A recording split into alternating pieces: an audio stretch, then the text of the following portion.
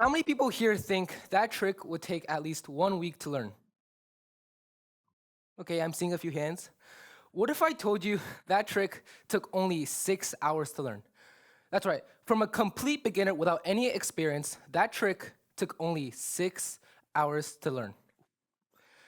Why is there such a big discrepancy between how long we think something takes and the reality of it? My name is Michael, and today I'm going to be showing you how our perception doesn't always match up with reality. My personal experience was when I went to Tackle Life Camp last year. During that time, I had to choose between dancing, singing, or the Chinese yo-yo. Since I was too embarrassed to do dancing or singing, I decided to do the obscure Chinese activity that I have never touched on before. Although I had some experience with it when I was around 3rd grade, but during that time, I thought it was too difficult. I played with it a little bit in the small plastic bins, but in the end, I gave up on it. Fast forward to last year, I found out that it was really easy. Even though I had a great instructor with tons of experience, I was still able to master the basics in only 2 hours. And in the end, was able to show you the trick that I showed you today by the end of the session. Now, this goes to show you that because you thought it was too difficult, I gave up on it. In fact, this happened to other people during the same week I learned this trick.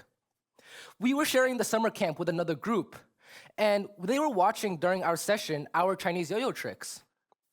They praised us for our skills, saying that we were really good, even though we only started 2 hours before 2.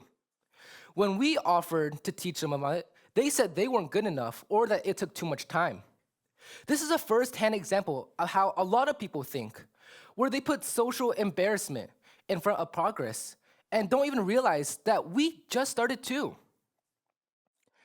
Now, this makes you think, why are we so affected by just words?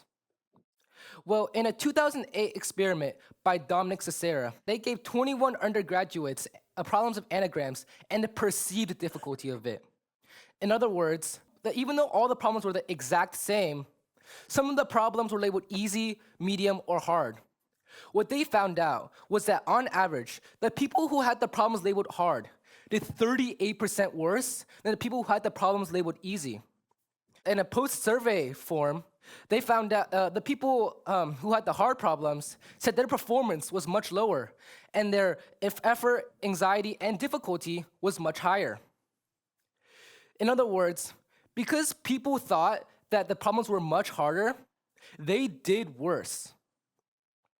Now, let's talk about the consequences of this. This is Bob. Bob is a normal person, and he does normal things. Now, let's say that Bob sees a group of people playing spikeball. Spikeball is like a stationary volleyball-ish. And Bob is very interested in it. He wants to go in there and learn how to play and play with the other people. However, Bob doesn't know how to play, and he knows it. He knows he's gonna look stupid, foolish, and incompetent.